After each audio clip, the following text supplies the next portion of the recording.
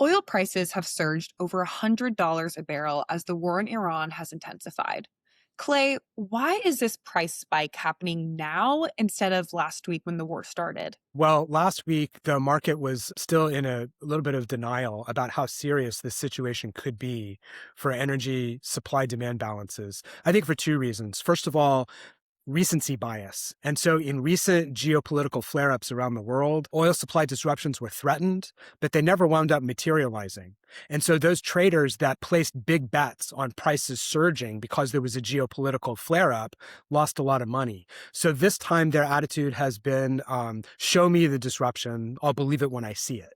And the second thing is, you think you know a person. The president's profile on these issues so far until now has been no more wars in the Middle East, high sensitivity to high oil and gasoline prices, especially. There's been great importance attached to bringing down inflation and giving room for the Federal Reserve to cut interest rates. It seemed hard to believe, even last week as this disruption was materializing, that that same guy could go for a really significant war in the Middle East and disrupt oil and gas exports to this degree. But as I said before, the attitude was, show me the disruption, and now they've seen it. So, what are the options to bring prices down, and are any of them viable? There is no substitute to reopening the Mideast Gulf and the Strait of Hormuz for regular oil and gas export traffic. Without that, we're going to be in a bad way.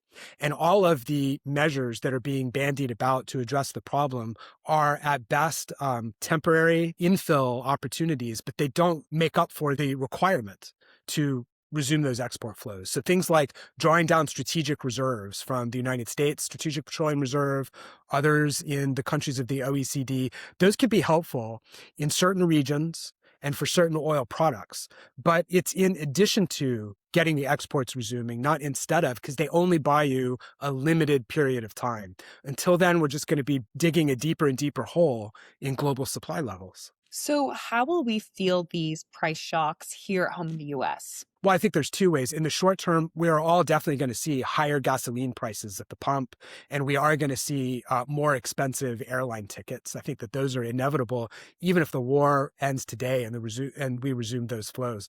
If it drags on for longer, meaning many weeks to more than a month, I think you're starting to look at longer term macroeconomic effects where you could see stock markets sell off. People could see their 401k holdings deteriorate as a result of portfolio managers fearing that we're headed toward a recession. And then we will see general prices increasing as well, because this is going to feed its way into overall inflation.